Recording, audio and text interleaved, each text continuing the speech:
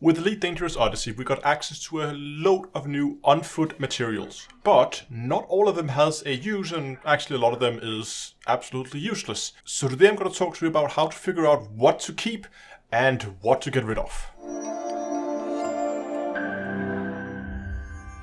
Today's video is sponsored by SecretLab.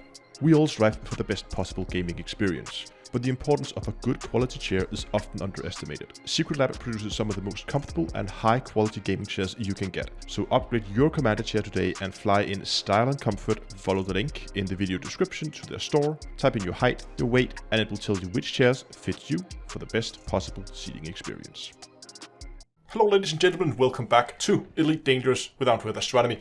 First, I just want to say a thank you to Kai from Elite Week. He nudged me to make this video. And if you're not familiar with Elite Week, it is the place to go if you want news on Elite Dangerous. So if you want more than the 10 minutes I post every week in Hello Dave, then go check it out. I'll post a link to his channel. Go over, check it out, subscribe to his channel. I promise you, you won't regret it. So first, you need to understand that materials in Odyssey are divided into three main categories. You have data, items, and components.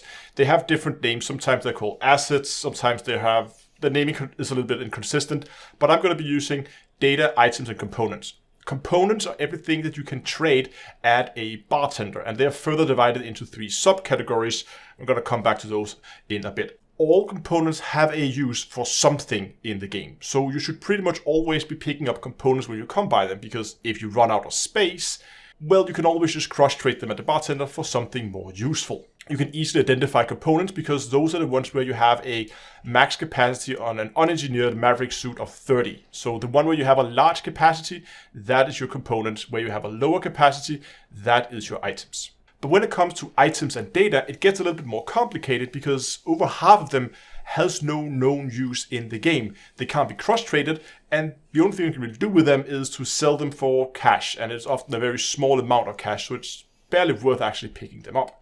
Now, so in order to help you, I've set up a little spreadsheet for you guys, and the way you're going to get to this is you're going to get your browser, and you're going to head to Commander's Toolbox /Odyssey.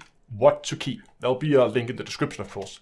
And this will not take you to Commander's Toolbox, but will actually take you to a spreadsheet, as you can see here. Now, the idea with this is because there's still some information we're missing, there's still some engineers where I'm not 100% sure about what blueprints are available and stuff like that. This is why it's in a spreadsheet form right now, and I will be updating this spreadsheet as more information becomes available, and then eventually this spreadsheet is going to be sunset and it's going to be pointing you directly to Commander's Toolbox as things begin to solidify a little bit. So this is why I just made one link, and that link will stay the same. It might just be pointing you to different directions. So if you're watching this video in the future, you might get to someplace else. You might actually get to Commander's Toolbox.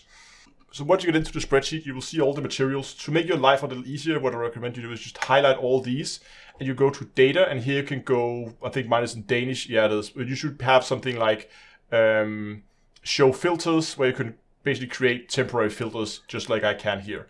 So now you can either go and you can search for a specific material if you want to do that. But what is most likely easier is, let's say you want to look at just components, we can go and look at those. You can see out here, we have their subtypes. So if you want to know which subtype the different things are, and those are, of course, the subcategories you can cross-trade within. So these are the materials you can take to a bartender and cross-trade. And if they are chemical, you can cross-trade to another chemical.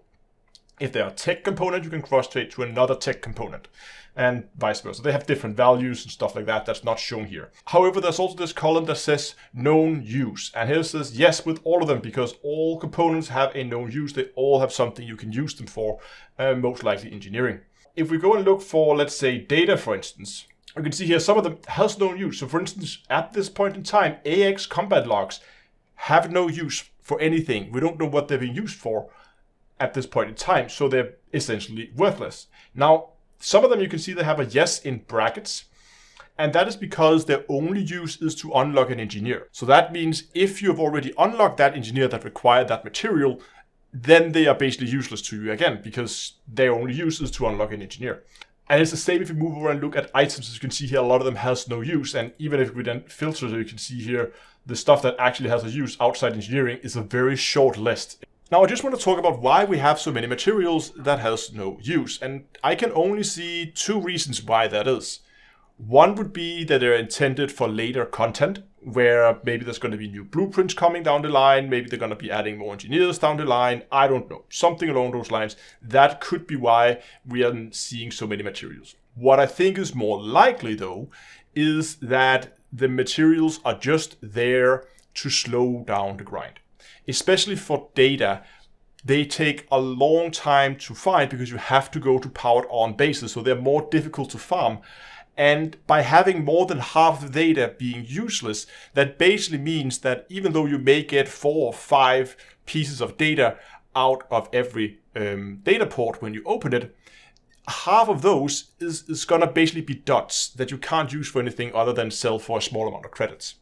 So as I see it, the most likely scenario is that the materials are just here to slow down grind. I actually think that's a bit of a poor game design. I would much rather have preferred if the materials that you found were then harder to get, but when you found them, you would always find something useful. So there was always that reward when you completed a more difficult game loop, rather than just have the data have basically no use at all.